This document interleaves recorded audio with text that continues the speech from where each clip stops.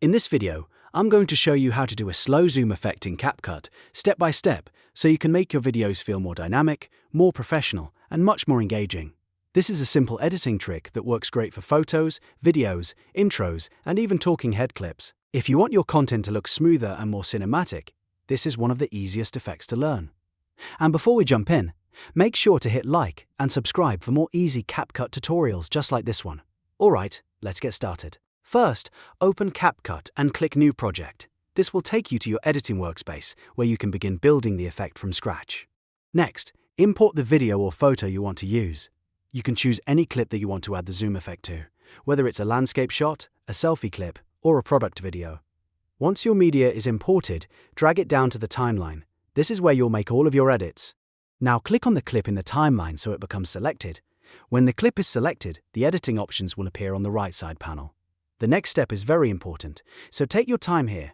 Move the playhead all the way to the start of the clip. This tells CapCut where you want the zoom to begin. With the playhead at the beginning, click the keyframe icon next to Scale in the right side editing panel. The keyframe looks like a little diamond, and it marks the starting point of your animation. At this point, set your starting scale to 100%. This keeps the clip at its normal size when the zoom begins. Now move the playhead to the end of the clip. This is where the zoom effect will finish. Once you're at the end, add another keyframe. This tells CapCut to create a smooth transition from the first scale to the second scale over the length of the clip.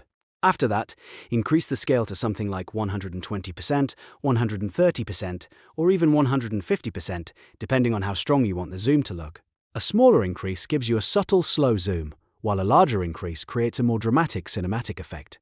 CapCut will automatically animate the movement between those two keyframes, so your clip slowly zooms in from start to finish.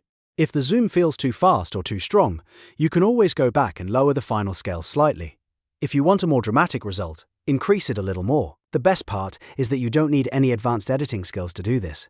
Just 2 keyframes and a scale adjustment can completely change the look of your video. This effect is especially useful for making static shots feel alive, drawing attention to a subject, or adding a polished style to your edits. Once you're happy with the motion, play the clip back and check the result. If everything looks smooth, you're done.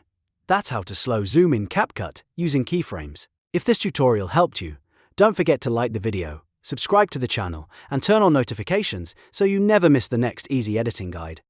Thanks for watching, and I'll see you in the next one.